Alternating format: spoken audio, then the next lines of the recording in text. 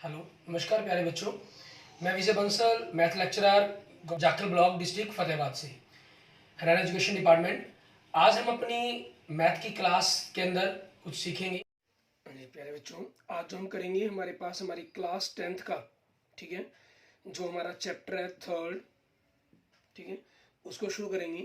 Third chapter का नाम है हमारे पास दो चर वाले रैखिक समीकरण युग्म, ठीक है। यहाँ आपके पास जैसे नाम से ही क्लियर है, थर्ड चैप्टर का दो चर वाले रैखिक समीकरण। इनके बारे में हम काफ़ी कुछ 9th क्लास के अंदर पढ़ चुके हैं। हमने वहाँ पर हमें समीकरणें दी गई थी, जैसे 2x + 3y = 5, ठीक है। इस तरीके से आपने x और y के जो मान निकालकर एक समीकरण के लिए आपने x और y का ग्राफ ड्रॉ किया था, ठीक है। हमारे पास क्योंकि ये दो चर इसके अंदर, मतलब x और y, ये इसके अंदर दो चर हैं। रैखिक समीकरण इसलिए कहा गया है क्योंकि x की और y की जो अधिकतम घात है वो एक दी गई है आपको, ठीक है। उस चीज के कारण इसको रैखिक समीकरण कहते हैं। अब उन्हीं के ऊपर आपने इन क्वेश्चंस को सॉल्व करना है। यहाँ पर हम सीखेंगे आपके पास इनमें किस प्रकार से हमें इनको सॉल्व करना है। इनको सॉल्व करने के लिए हमारे सिलेबस के अंदर अलग अलग कई मेथड है, ठीक है। उन सभी मेथड्स के बारे में हम एक एक करके डिस्कस करेंगे। इसमें सबसे पहले हम जो मान ज्ञात करना सीखेंगे वो ग्राफ विधि द्वारा, ठीक है। ग्राफ के द्वारा इसको सॉल्व करना सीखेंगे। इनके अंदर हमारे पास क्या रहता है, समीकरण का प्रत्येक हल उसको निरूपित करने वाली जो रेखा है, ठीक है, उस पर स्थित एक बिंदु होता है। जैसे कोई भी आपकी एक ग्राफ, मान लीजिए ये आपका एक समीकरण दी गई है, इसके लिए हमने ये मान लेते हैं हम, एक लाइन बन रही है आपके पास, ठीक है। तो इस पर बनने वाले जितने भी बिंदु हैं, ठीक है, वो सारे के सारे इस समीकरण को संतुष्ट करते हैं, ठीक है। ऐसा नहीं है कि जो दो तीन बिंदु आप करते हैं सिर्फ वही उसको संतुष्ट करते हैं, उस पर बनने वाले जितने भी बिंदु होंगे, ठीक है, मीन्स जितने भी आप इस पर बिंदु दिखाएंगे, आप जितने भी मैक्सिमम बिंदु दिखा सकते हैं इसके अंदर, ठीक है, वो सारे के सारे आपके पास उस समीकरण को संतुष्ट करते हैं। मीन्स आप x और y की जगह उनके मान भरेंगे तो आपके पास वो बिल्कुल संतुष्ट होंगे। इस प्रकार से आपके पास क्या रहता है, दो चरों वाले रैखिक समीकरण का प्रत्येक हल निरूपित करने वाले रेखा के बिंदु के संगत होता है, और विलोमता भी ऐसा ही होता है। मतलब कई बिंदुओं को मिलाकर आप जो बनाएंगे वो एक सरल रेखा ही बनेगी हमारे पास, ठीक है। आपने जैसे देखिए कक्षा 9th में भी पढ़ा है कि एक तल में यदि दो रेखाएं दी हों तो निम्न में से केवल एक ही संभावना हो सकती है। वो संभावनाएं कौन कौन सी, जैसे पहला नंबर आपको क्या दिखा रहा है, ये दोनों रेखाएं एक बिंदु पर प्रतिच्छेद करती होंगी, ठीक है। जैसे ग्राफ देखिए आपके पास ए दिखा रहा है, जो दो लाइनें आपस में बिंदु पर प्रतिच्छेद करती होंगी। दूसरा क्या हो सकता है, आपके पास दोनों ही रेखाएं प्रतिच्छेद नहीं करती हैं, अर्थात वे समानांतर होती हैं, जैसे बी दिखा रहा है आपको आकृति। तीसरा, दोनों रेखाएं संपाती हैं। संपाती मतलब दोनों की दोनों रेखाएं मिलाकर एक ही सेम लाइन पर ग्राफ ड्रॉ कर रही हैं, जैसे आपको ग्राफ ये सी आकृति दिखा रहा है आकृति के अंदर, ठीक है। अब इन्हीं को सॉल्व करने के लिए हम क्या करेंगे, इसमें हम सबसे पहले समीकरण बनाना सीखेंगे, ठीक है, और फिर समीकरण के दी गई शर्तों के अनुसार, ठीक है, और फिर उनका ग्राफ ड्रॉ करना सीखेंगे। आज हम ग्राफ ड्रॉ करेंगे, हमारे पास रफली ग्राफ ड्रॉ करना सीखेंगे। फिर आपको फेयर ग्राफ भी हम बनाना सीखेंगे कि कैसे आप फेयर ग्राफ भी बना सकते हैं। जैसे पहले क्वेश्चन ही देखते हैं हम एक्सरसाइज के। इसमें पहला ही क्वेश्चन देखिए आपको जो दे रहा है, हमें कह रहा है कि आफताब अपनी पुत्री से कहता है कि 7 वर्ष पूर्व मैं तुमसे 7 गुनी आयु का था, ठीक है, 7 वर्ष पहले की बात कर रहे हैं, और अब से 3 वर्ष बाद मैं तुमसे केवल 3 गुना आयु का रह जाऊंगा।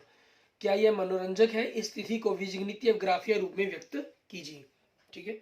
हम क्या करेंगे, उनकी वर्तमान आयु मानेंगे, माना आफताब की, ठीक है, आफताब की वर्तमान आयु x वर्ष, ठीक है, माना आफताब के, ठीक है, की पुत्री की वर्तमान आयु y वर्ष। अब हमें जो कह रहा है, मीन्स पहले प्रश्नानुसार, ठीक है, जो बात आपको कही जा रही है उसके बारे में बात करते हैं हम। पहले प्रश्नानुसार में क्या कह रहे हैं, 7 साल पहले, अगर मान लीजिए आप मैं आज आफताब की उम्र x साल है तो 7 साल पहले क्या होगी, 7 माइनस हो जाएगा, और पुत्री की उम्र आज y साल है तो 7 साल पहले क्या हो जाएगी, y - 7 हो जाएगी, ठीक है। ये दिया गया आपको। उसके बाद क्या कहा इन्होंने शर्त के अंदर कि 7 साल पहले आफ्ताब की आयु में, आफ्ताब कह रहा है कि मेरी आयु तुम्हारी आयु से 7 गुना होगी, मतलब इसको अगर हम 7 गुना कर दें तो आपके पास क्या बन जाएगी, आफ्ताब की उम्र बन जाएगी। ठीक है, आपकी ये पहली समीकरण बन गई। x माइनस 7 माइनस 49, तो y को हम इस तरफ ले आएंगे, x माइनस 7y माइनस 49, और इस 7 को हम दूसरी तरफ ले जाएंगे, तो x माइनस 7 बराबर में माइनस 42, आपके पास आपकी ये पहली समीकरण बन जाएगी। ठीक है, फिर उसके बाद हम क्या करेंगे, दूसरे प्रश्न अनुसार देखेंगे इसमें हमें क्या कह रहा है, ये उस चीज के बारे में देखेंगे। उसमें हमें कह रहा है कि 3 वर्ष बाद, 3 साल बाद, अगर आज वर्तमान उम्र x है तो 3 साल बाद 3 उम्र बढ़ जाएगी। जैसे हम सिंपल सोचे, मान लीजिए आफ्ताब की उम्र अगर आज 40 साल है तो 3 साल बाद क्या होगी, 43 साल हो जाएगी।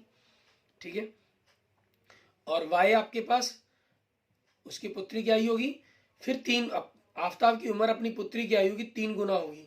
ठीक है, तो 3 से गुना कर दिया, x प्लस 3 बराबर में 3y प्लस 9। ठीक है, तो 3y आपके पास लेफ्ट साइड में जाकर माइनस का हो जाएगा, और 9 3 आपके पास राइट साइड में जाकर माइनस का, तो x माइनस 3y बराबर में 6, आपकी ये क्या होगी, दूसरी समीकरण बन गई हमारे पास। ठीक है, ये हो जाएगा आपके पास। अब इन्हीं चीजों के आधार पर हमें क्या करना है, हम इनका, हमारी ये समीकरण बन तैयार होगी, बीजगणितीय रूप तैयार हो गया इसका, और साथ में इन्होंने क्या कहा है, हमें आपको इनको क्या करना है, ग्राफीय रूप में भी व्यक्त करना है। ग्राफीय रूप में व्यक्त करने के लिए हमें क्या करना होगा, इनके मान ज्ञात करने होंगे। ठीक है, अब हमारे पास समीकरण 1 के लिए, समीकरण 1 से आप टेबल बनाएंगे, इसकी कम से कम 2 मान जरूर ज्ञात करेंगे, और 2 से अधिक ज्ञात कर लें वो भी आपकी चॉइस पर डिपेंड करता है। ठीक है ना, 2 से अधिक ज्ञात करने पर आपके पास जो ग्राफ की गलती है वो होने के चांसेस कम रह जाते हैं। आप x की जगह कुछ भी भरें तो y का मान ज्ञात कर सकते हैं, y की जगह कुछ भी भरकर आप x का मान ज्ञात कर सकते हैं। मान लीजिए हमने x की जगह 0 भरा, ठीक है, आपके पास, तो इसमें देखिए आपके पास क्या बन जाएगा, x 0 हो गया, तो माइनस 7y बराबर में माइनस 42, माइनस ए माइनस कैंसल, तो y 42 बटा में 7 मतलब 6 बन जाएगा आपके पास। ठीक है, तो आपके पास कितना आ गया, 6 आ गया। अब दूसरा मान आपको भरना है। ठीक है, ऐसा ही हम क्या करते हैं, क्योंकि आपके पास सही ढंग से मान भरा जा सके, हम कोई ना कोई 7 का मल्टीप्लायर मीन 0 7 भर लें या माइनस 7 भर लें।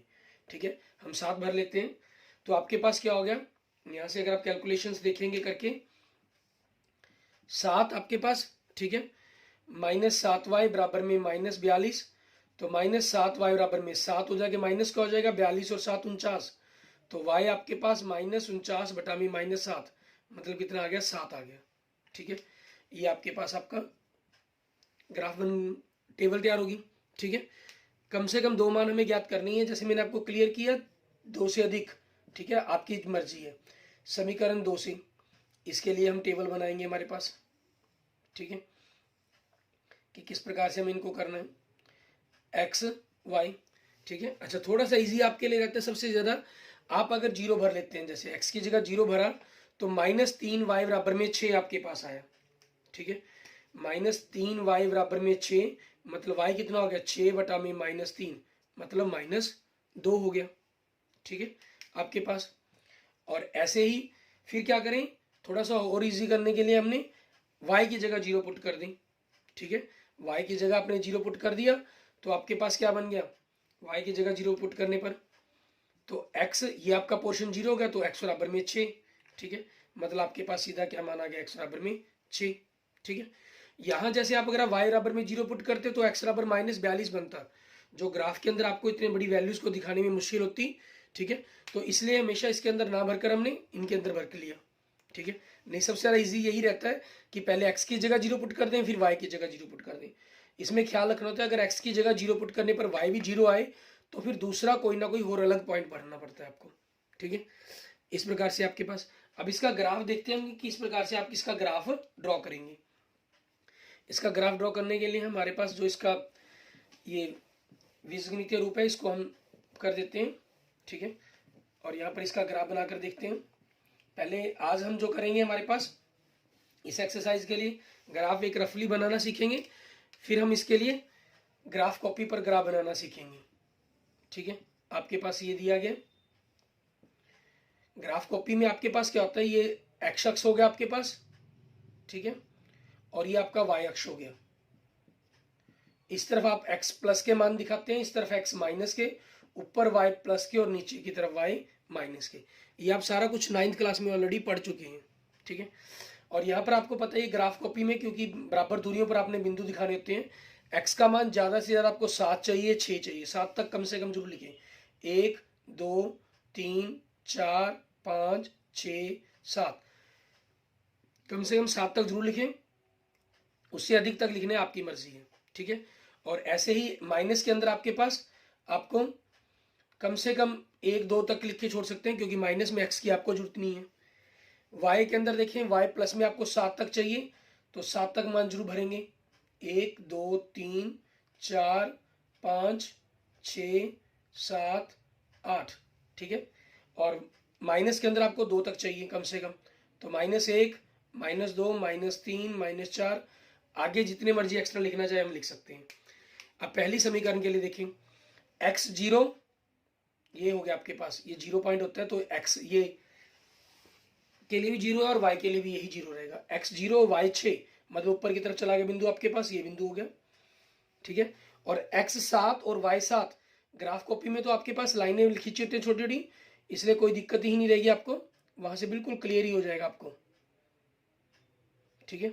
अब इन दोनों बिंदुओं को मिलाती हुई आप ग्राफ की लाइन खींच देंगे, ग्राफ की बिल्कुल सीधी लाइन खींचेंगे आप उनको, ठीक है, ये बन जाएगी आपके पास।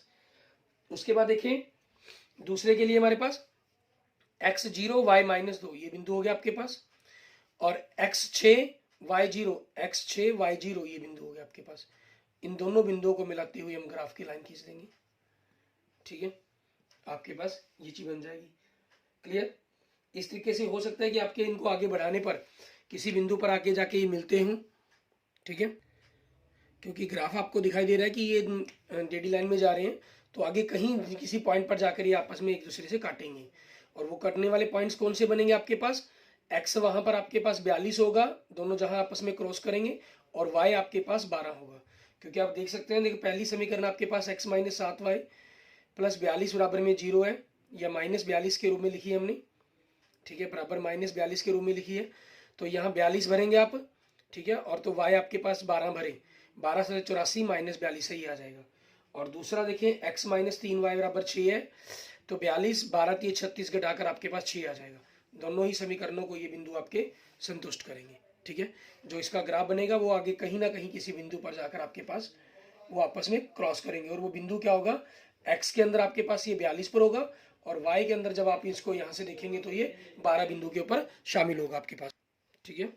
अब हम देखते हैं हमारे पास इसी एक्सरसाइज का हमारा दूसरा क्वेश्चन, उसके अंदर हमें क्या कह रहा है वो देखेंगे हम।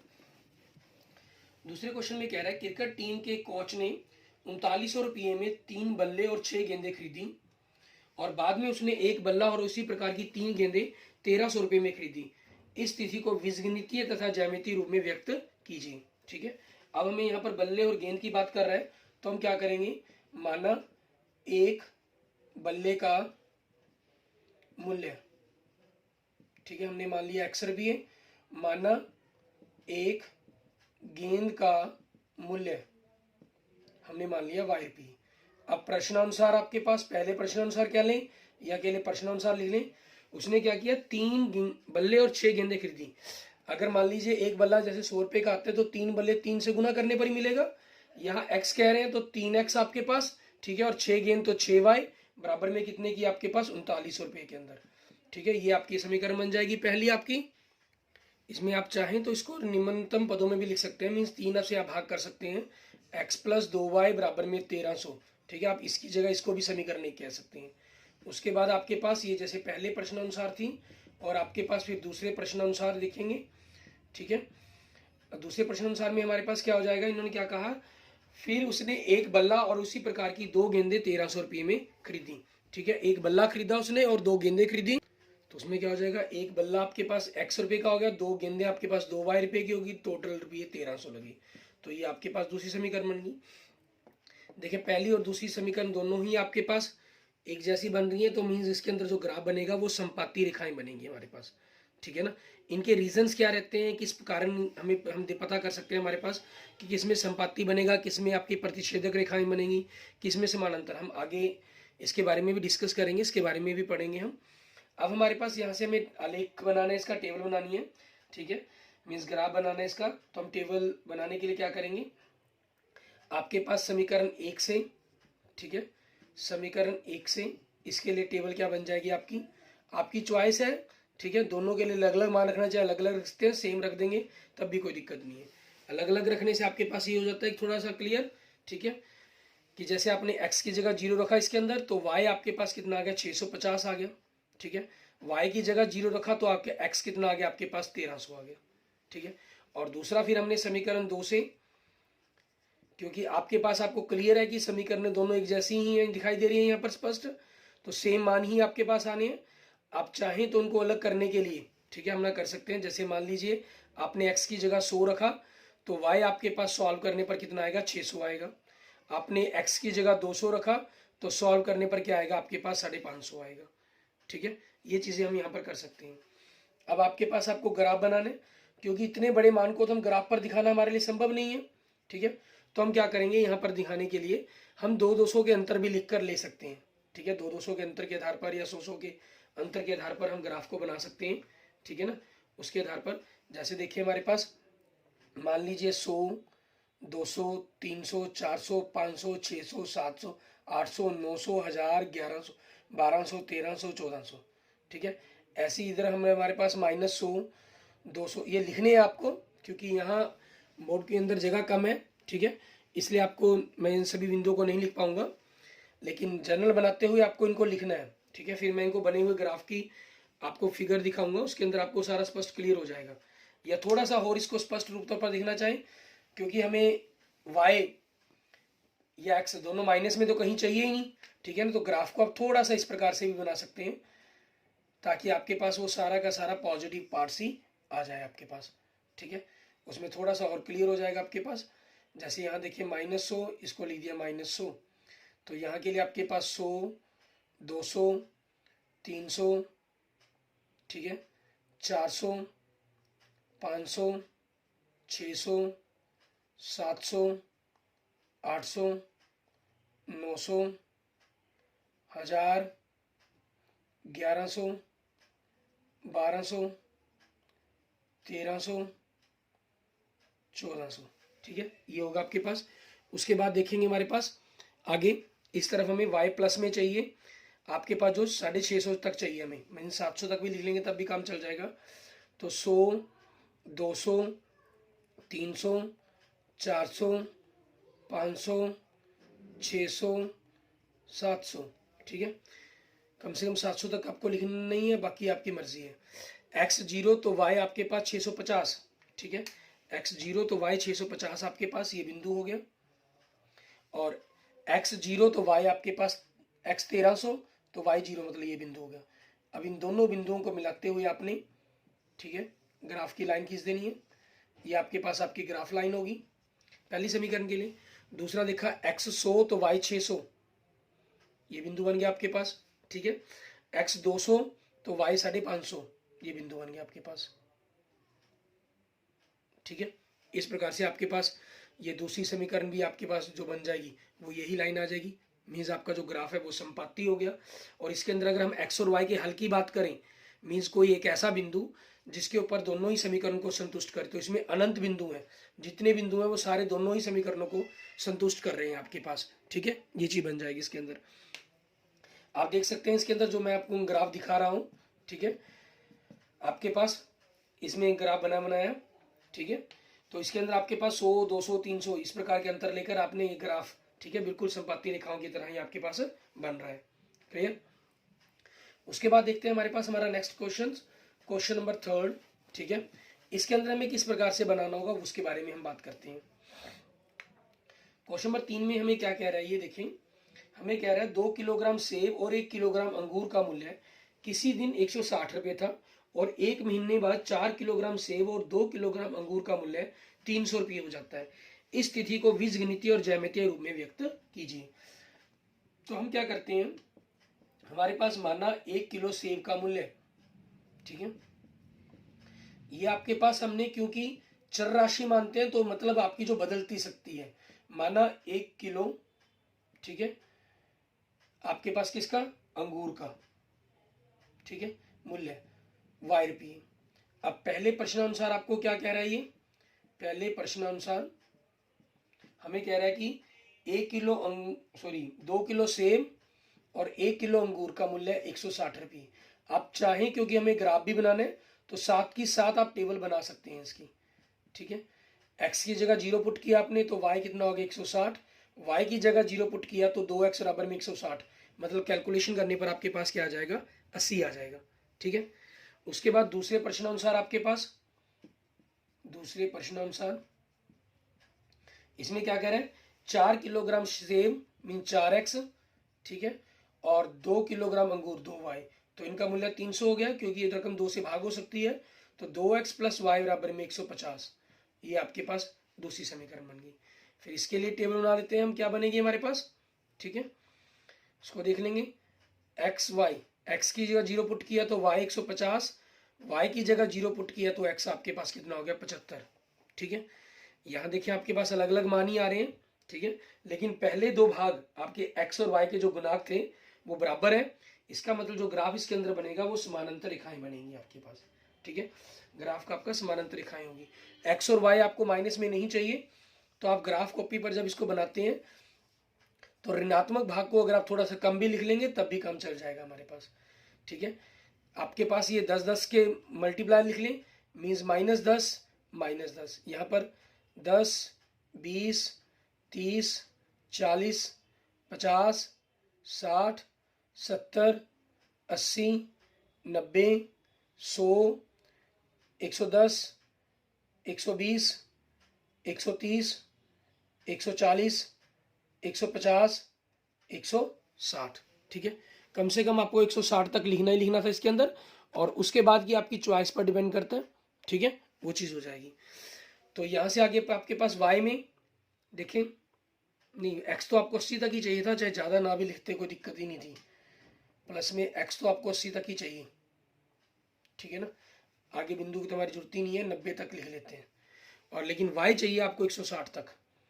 तो इसमें देखें 10, 20, 30, 40, ग्राफ कॉपी में आपके पास जब बनाएंगे तो बराबर डब्बियों का अंतर होगा, इसलिए किसी भी प्रकार की गड़बड़ हमारे पास नहीं रहेगी, ठीक है ना। 110, 120, 130, 140, 150, 160, 170, ठीक है। अब देखिए हमारे पास इसमें क्या हो जाएगा, आपके पास x इन्होंने कहा 0 तो y आपके पास 160 कह रहे हैं, x 0 आपके पास तो y 160 ये बिंदु हो गया आपका, और x 80 आपके पास तो y कितना हो गया 0 हो गया, मीन्स इन दोनों बिंदुओं को मिलाते हुए आप ग्राफ की लाइन खींच देंगे, ठीक है, ये ग्राफ की लाइन खींच गई आपकी। दूसरा x अगर 150 ये बिंदु हो गया आपके पास, ठीक है, तो y 75 ये बिंदु हो गया आपके पास, तो इन दोनों बिंदुओं को मिलाते हुए हम ग्राफ की लाइन खींच देंगे, ठीक है। ये आपके पास जो ग्राफ बना वो बिल्कुल आपस में समानांतर रेखाएं बन गई, ठीक है। अब जैसे मैं अगर आपको इसका बना हुआ ओरिजिनल ग्राफ दिखाता हूँ, ठीक है, तो उसमें भी आप देख सकते हैं बिल्कुल समानांतर रेखाएं आपको बनी हुई दिखाई आपस में दे रही हैं ये, ठीक है। इस प्रकार से हमने देखा कि हमारे पास जो ग्राफ है वो 3 तरह के बन रहे हैं, एक प्रतिच्छेदक रेखा, संपाती रेखा, जहां आपके पास दोनों समीकरणों के लिए, क्योंकि हम जानते हैं एक रैखिक समीकरण के लिए एक लाइन खींचेगी, तो प्रतिच्छेदक में दोनों लाइन प्रतिच्छेद करती हैं और एक वैसा बिंदु हमें मिलता है जिसके अंदर हम यूनिक हल कह सकते हैं या इसको अद्वितीय हल कहते हैं, ठीक है। यह एक हल ऐसा बिंदु मिलता है जो दोनों समीकरणों को संतुष्ट करता है। संपाती के अंदर क्या होता है, दोनों ही लाइनें आपके पास एक ही बिंदु से गुजरती हैं, जैसे क्वेश्चन नंबर 2 में हुआ तो सभी बिंदु आपके पास इसमें अनंत बिंदु बन जाते हैं जो समीकरणों को संतुष्ट करते हैं। और तीसरा आपके पास दो समानांतर रेखाएं बनती हैं, मीन्स इनके अंदर ऐसा कोई भी बिंदु नहीं होता जो दोनों ही समीकरणों को संतुष्ट कर सके। अगर आप इनको आपस में घटाने की कोशिश करते हैं जैसे, तो अगर घटाएंगे 2x भी खत्म हो जाएगा, y भी खत्म हो गया, 160 बराबर 150, मतलब 0 बराबर में 10 आ जाएगा अगर आपने समीकरण 1 में से समीकरण 2 को घटाया। लेफ्ट पोर्शन आपका खत्म हो जाएगा, 0 बराबर 10, ये संभव ही नहीं है, मीन्स ऐसा कोई हल ही नहीं हो सकता इसके अंदर, ठीक है, जिसके कारण आप इसको सॉल्व कर पाए। क्लियर। इस तरीके से आपको इन सभी के ग्राफ बना के देखेंगे, और इनके जो उदाहरण दिए गए हैं 3 वो भी आपको इन्हीं वीडियो पर दिए गए उनको बनाकर देखेंगे। फिर भी उसके रिगार्डिंग अगर आपकी कोई प्रॉब्लम रह जाती है तो आप मुझे कमेंट करके या मैसेज करके उनके बारे में पूछ सकते हैं। और कैसे हमें पता चलेगा कि इसमें क्या ग्राफ बनेगा और किस तरह के उनके हल होंगे, उनके बारे में हम अपने नेक्स्ट लेक्चर्स के अंदर, अपनी नेक्स्ट वीडियो के अंदर पढ़ेंगे। ठीक है, अगर आपको मेरी वीडियो अच्छी लगे, ठीक है, तो इसको लाइक करें, अपने दोस्तों मित्रों इसको जरूर शेयर करें। और अन्य किसी भी प्रकार की प्रॉब्लम के लिए आप मुझे मैसेज कर सकते हैं, कमेंट कर सकते हैं, और कोई बात ना समझ में उसके बारे में भी आप मुझसे पूछ सकते हैं। Okay, thank you friends, thank you students.